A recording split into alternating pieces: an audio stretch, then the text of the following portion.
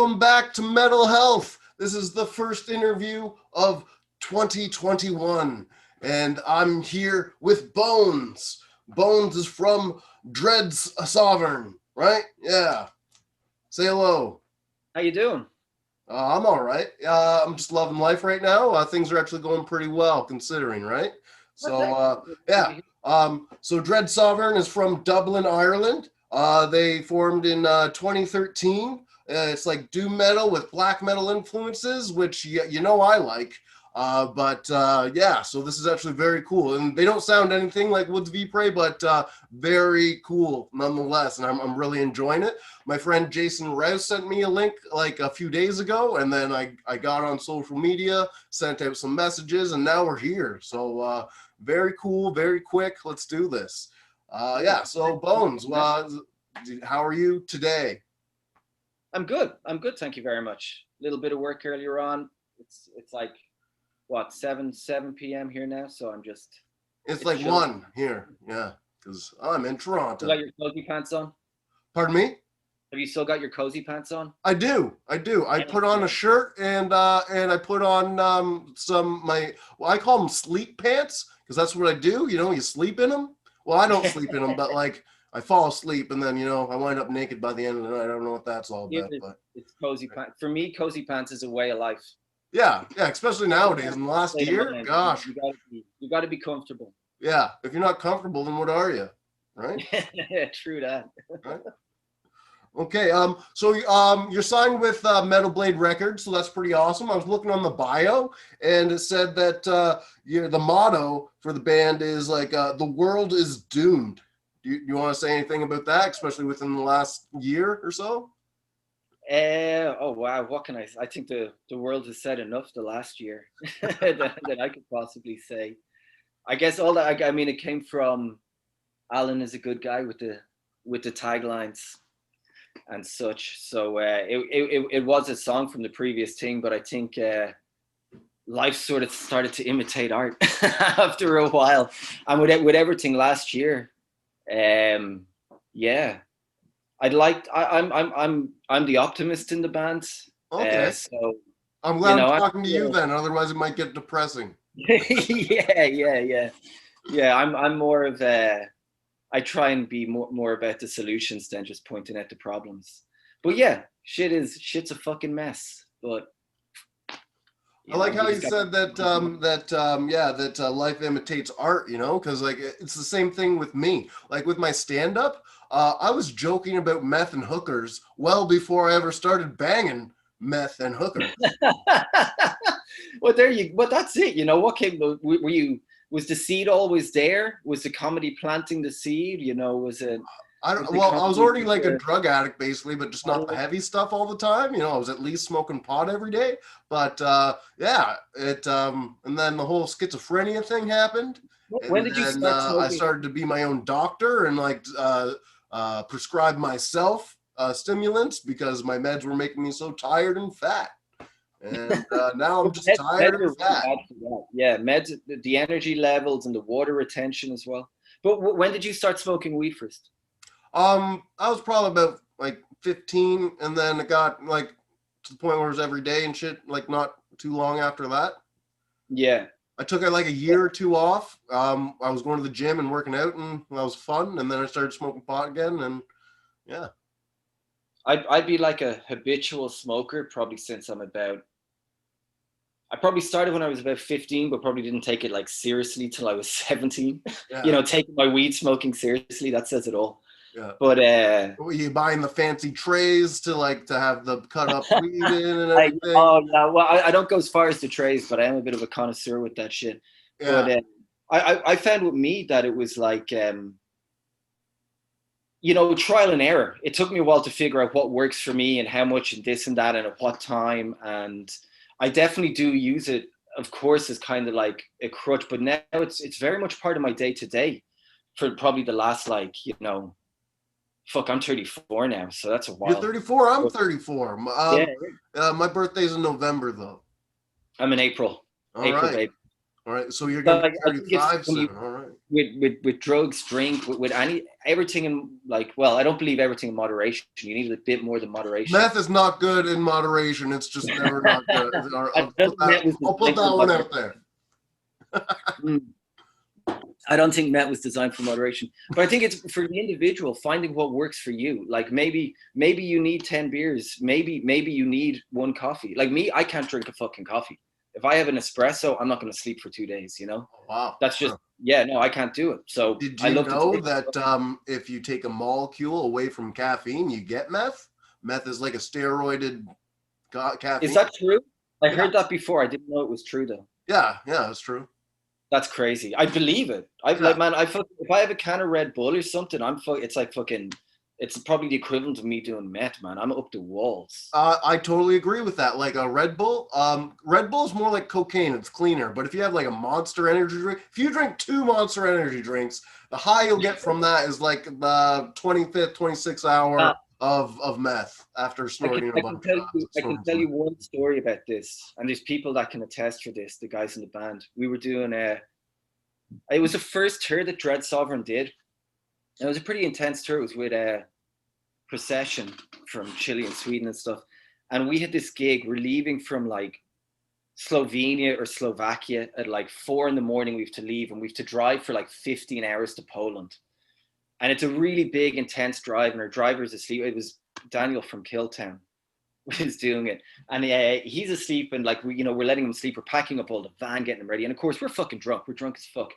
And we wake him up. We're getting him ready to go. And nobody wants to sit in the front because it's the big ass fucking long drive, of course. And it's me and the drummer, our drummer Johnny and Felipe from Possession are still up. And Johnny and Felipe, they're big bottle of vodka, and they're like, "Hey, bones, fucking drink this, drink this, drink this." So I'm really drunk. So I grab it thinking it's a big bottle of vodka and just glug, glug, glug, glug, glug, glug, glug, glug, glug. And I'm like, wait a minute, like, what the fuck is that? And they're like, aha, it's like 2 cans of Monster Energy drink with like, but like not even real Monster, like Eastern European fake Monster. Has a picture of a tiger fighting a dolphin on the front or something. Like, it's like some mad shit. And fucking, so they just pushed me in the front, and the Daniel, he let me fucking smoke weed in the front, which was real nice. But he was like, "You just keep rolling joints, you keep talking," and we did that 15-hour drive in 12 hours. Oh wow! I just smoked the entire time. 2 cans of Monster. I couldn't sleep, so I just went like ba ba ba ba ba ba ba ba, and he just like. So yeah, me and caffeine, not a good mix. Fuck yeah, bud! I've been there. Yeah. I say fuck yeah, bud. I've been there because that's also quoting the future sketch that I'm filming later today and tomorrow. It's yeah, yeah. So it's daytime over. You got to go to work after this. No work. I work part time at a vegan restaurant, being a prep cook, and I already worked all like Monday, Wednesday, Tuesday. No, Monday, Tuesday, Wednesday. Got to put those in the correct order, right? But yeah, so so I'm done for the week until Monday. Nice. So yeah, 4-day weekend. Vegans, like cattle decapitation. I hear they're vegans, It would make sense with the name. Are you vegan yourself? No, not at all. I just work there. Do you eat the food though? Only when it's free. It's a pretty expensive place. Yeah. I eat everything. I say it all. I'm one of those people that wants to be more conscious about their diet, but to me in general, if I could take a pill so I didn't have to eat, I would do that every day. I like cooking. Technically, you could. Well, yeah. Yeah. I used to take a lot of pills a day, and I didn't have to eat. Probably why they call me Bones. But like, yeah, right. Well, when I'd be on the shit, like after coming back, like when I was first starting a new relapse, like I would be on the crank, I wouldn't eat for a good 4 days. Yeah, I used to get that with a lot of like methamphetamines and stuff like that, where it's just like as well with like when you combine this all with, it's like I'm for most intents and purposes for a long while I was a functioning alcoholic. Yeah, I got a way better handle on it the last few years, mostly in part to my girlfriend to sort me out. But it was a case where everything was good. I was always having a good time. But then all of a sudden, like say if we're going away, we're playing shows for the weekend. I leave on like Wednesday. I come home on Monday, and all of a sudden it's like fuck. I haven't eaten since Wednesday. Oh wow. Fuck. I haven't slept since like Thursday or something like this. It's like all that you're having fun, but then when you stop, you're like, I think that's the problem. It's like Lemmy was able to do this shit every day for 60 odd years. Yeah. And just the fact Whatever. that he Like still when made you it to stop, like 75, that's like 125 in metal years, right? yeah, yeah. And well, I mean, like he started playing in bands when he was like, what? I think he was like 15, 14 when he was doing the Vickers, or maybe 16. So yeah, that's like yeah. But I mean, that's a whole different fucking podcast. Yeah, yeah, we could just do that podcast one day. But Imagine your lifestyle started an entire like culture movement. yeah, I can't imagine that. It's But pretty wild to think a guy from fucking Wales did that. yeah. All right, so we were talking earlier about fireworks. Do you want to tell us that story? Fireworks? Yeah, yeah. There was My building fireworks, goes on and fire? then someone was burning down your building, and cats and stuff. We'll get to that. Oh yeah. Well, where I live, there's a lot of around New Year's Eve. They have a lot of fireworks and stuff. But yeah, no, the building I live in, yeah, it went on fire twice in the 1 week. It was pretty retarded. We had a guy living in the ground floor, which he shouldn't have been there. The I don't think the conditions were quite right for him to be living there.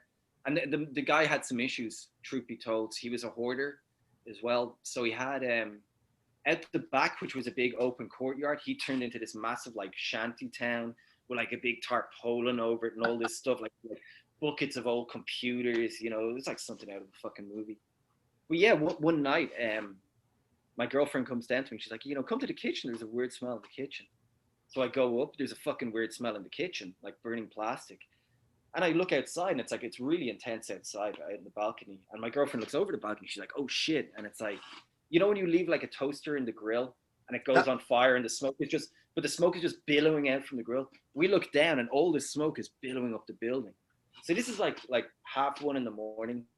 I'm in fucking cozy pants, man. I'm in beer, like I'm ready to go.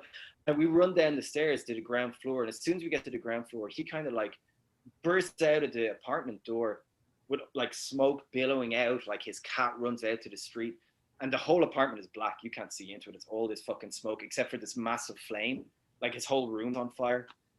So we eventually get that put out. Look, I've told this story so many times. we get it put out, and then like later on in the apartment, I'm like, fuck, what's the worst? It's not like lightning never strikes twice. It's a good thing it happened now. It's not as bad as gonna happen. So literally a week later, the exact same day, a week later, I'm in a rehearsal space near to the apartment, 10-minute walk away, and my girlfriend phones me. She's like, "Hey, how are you? Just to let you know," she's super calm on the phone. She's like, "Just to let you know, the building is on fire. I'm trapped on the first floor. We live on the third floor. She's trapped on the first floor.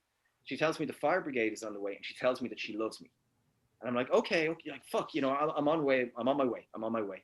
And she hangs up the phone, and I'm thinking like, fuck, she was so calm that it's kind of like, she was like, she had accepted her fate. I literally think like, this is it. I'm never gonna see her again. So I run out of the rehearsal space, and I'm really unfit. So I'm like running down the road, like, I'm coming, baby, like stopping every 30 seconds to start puking and get my breath, and like I'm in bits. And I could smell the burning in the air. That was the weirdest part. And I finally get there, of course, and there's a huge crowd around the apartment building. The flames are still coming like out the top of the apartment building. It's chaos. And the whole time, torrential rain. It was really weird, pissing rain. So someone in the crowd grabs me. It's like, "I recognize you. I know you live in that building. I know your girlfriend. Your girlfriend is safe." And I'm like, "Okay, cool." And the police grab me. I go into like this big, like, 3 fire engines, ambulances, police, cordoned off. It was like a scene from a fucking movie. And yeah, I go in, and someone directs me. It's like, "Oh, your girlfriend is," it's like, my girlfriend's Uruguayan, and everyone knows in the neighborhood she's South American. So I'm like, "My girlfriend Uruguayan." And she's like, "Oh, she's here in the ambulance." And I look in the ambulance, and there's like paramedics who are trying to wrestle her down and put like oxygen on her. And she's fighting them, being like, "No, fucking find my cats." We got 3 cats in the apartment. She's like, "Find my fucking cats, find my fucking cats," And she doesn't care about herself. She only cares about the cats. As So it should the be, you environment. know. Cats are awesome. Oh yeah. Oh fuck yeah. Yeah. Well, that's it though. Like I say animals over humans, but yet I still eat them. So I'm a walking contradiction. Yeah. But yeah, long story short, she frog marched the fire like three firefighters and the main fire chief, who honestly looked like he was like 6'5" and like 6'7" with all the gear, and like we're in the ambulance alone, and like there's a knock on the door, and like it was it was amazing. Like the door swings open, and this huge guy is like, two cats, a black one and a gray one, and we're like, no, actually at the time there was four cats there. We actually had four cats at the time. Oh wow. But like he's naming all the cats. I'm like, no, there's still one missing. And he's like, okay, wait there. And he slams the ambulance again. He runs back into the burning building, and then comes back in, knocks on the ambulance again, swings open. He's like, name like black cat, tabby cat, gray cat, black and tabby cat. We got him. That's awesome. Yeah, it went just to be like the best day fucking ever, man. It was so funny. But I mean, it was weird. Like it was really funny to look back. And at the time, like, I mean, me and my girlfriend, we have a very dark sense of humor. So we found it funny at the time, but it was really fucking traumatic as well, and it's like, you only start dealing with the stress like a week or two after, so of course, all of a sudden we're like, whoa, you know, let's increase the smokage. Let's increase the drinking, cause you're coping, Yeah. I will always fall back to these methods of, coping in those kind of situations. And again, like I was saying earlier, why I always want to be kind of busy. Yeah, I'm the same way. That's why I'm doing all I this. yeah. So like, I think it's great what you're doing as well. It's like, it makes so much sense, and especially with the, these unprecedented times we got going on and shit. It was either that or become a statistic. Like I'd really like to see the stats of how much overdose and suicide have increased over the last year for sure.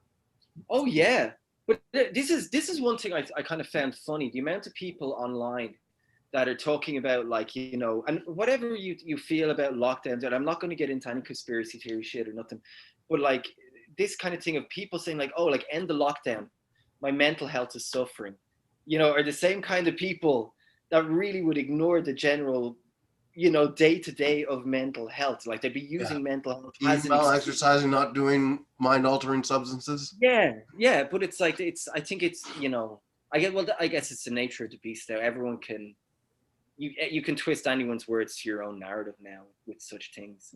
But I do think, for me personally, and it again goes back to the weed smoking and what worked for the individual. It took me a long time to figure out what worked for me, and that was like, I need to be busy. I need to be doing something. If I'm not, that's where the trouble starts. Whether it's with the drinking or with thoughts or this or that. It's like, if I'm focused on a project, if I have something to work towards, generally my life is fucking fine. Really. Yeah. All right. Let's talk about the new album coming out and how many awesome riffs you got on there. How's that going? Yeah. Well, yeah, it's kind of a funny one. I think this is probably the first coherent album we've ever written. Dread Sovereign in general as a band is very, very loose. There's a very strong rock and roll element to Dread Sovereign, which is more to do with the three personalities in the band than the music. But now this is starting to shine through the music. And I think a lot of this, the change kind of started happening when we started. We had a different drummer, who was a lot more relaxed and was not going to be going into the whole turn. It's Primordial's drummer, actually. So that's his day job. He's happy with this. This was more, he was just into jamming. He was never planning to tour. So we got Johnny in to tour, who I was in a band with previously, which was like just crazy ZZ Top meets Poison Idea, super fast punk kind of rock and roll stuff. So on tours and stuff, the slow bits would slow, but the fast bits got faster and faster and more rocking. And we really gel, like, as characters, as people, the three of us together. We work well in so many different ways. So with this, with this, like, Alan always wanted to do, like, we'd always do a fast cover. We'd always cover Venom, or we might do Motorhead, or we tried this or that. Or so the idea was, for the new one, that we wanted to get faster, or get a bit more of the up tempo live element to it. So we originally wrote 3 songs, like 2 years ago, like in January, and then we realized that's when we moved to Metal Blade, and we needed more songs. So then like December of that same year, we did another 3. But again, like how we would operate is literally like usually like the previous records, like the last record This World Is Doom, man, we played a festival the weekend before we were meant to record. I woke up in a different country. We all thought we were in the studio on Saturday. We were in the studio on Wednesday. We'd nothing written. We had to come home and just like fire some shit together. But that's kind of how we do it anyway. Like things will be very loose and like there won't be really much fucking around. We'll go and here's a riff. Okay, play. Okay, how about this? Okay, boom, like record. Okay, this. Okay. You know, Right. So it's like straight from the mind to the recording. Okay. Yeah, and it's very much in the moment. Now there was I myself, I had 2 songs fully written, pre-prepared. Alan had some bits like fully written, pre-prepared. Johnny as well, more comfortable in the role, was a lot more with arrangements and stuff like this. So this record, like I mean, the 3 like we did one session, 3 songs, we put it together the same way, like really just jam it out. Does it sound good? Play that again. Okay, record it. Boom, we're done. Come up with a solo. Fuck, what will I do? Okay, do that. Okay, fuck. There's a lot of improvisation. It's loose though. You can hear it in the music. It's not, it's not your Cannibal Corpse. It's not your Cattle Decapitation. It's nothing technical about it. Yeah. The only technical thing about it is probably our dub. Good. But it is. This one is a lot more coherent. It's full of fucking riffs for sure. All right. Just one more thing before we really get going here. Would you mind telling all the people in Ireland that I am not the Robbie Stevenson that gets young kids drunk at the shows and grooms them? Because that's not me. I'm in Canada. Yeah. I can vouch. Having seen now both Robbie Stevensons, you are not that Robbie Stevenson. I can vouch for that. You seem like a lot more genuine and relaxed individual. I laughed my ass off when I saw that name. I was like, fuck, that reminds me. Yeah, so fuck that Robbie Stevenson. Yeah, fuck indeed. That guy. Not the way he'd like it though. No. The opposite. So I'm way too old for him now, I think. That ship has long fucking since sailed. All right. Well, thank you for being on Mental Health. If you wanted to give us just like one little promote something or anything again, like the name of the album and when it's going to come out and stuff. Well, the Alchemical Warfare is out next week, January 15th. If I'm going to promote something, I think everybody should check out the heavy metal band Eisenhand from Austria, from Linz, Austria. Everyone should check out, let me think. Who else is ripping, man? Check out Sacris Cult from Brussels for your death metal shit, and check out fucking Donny Benet from Australia. Donny Benet single-handedly saved my life last year for 2020. He is the man. I'm not going to say any more than that. You're just going to have to Google the man, see the man, listen to the man, experience the man that is known as Mr. Experience. Donny Benet. That's my shout out. All right. Thank you, Bones, for being on Mental Health, the first one of 2021. Is it the first one? Of 2021, yeah. Look. All right. I'll probably edit that last part and just, okay, I'm done recording. I'll press done recording now. This is the perfect analogy for mental health. All right? Boom, I fall. And then like the jogger comes up. Oh, that happened right in front of me. Do I have to care? Looks around. Do I have to care? Oh, there's no one around. Okay, I'll just keep going.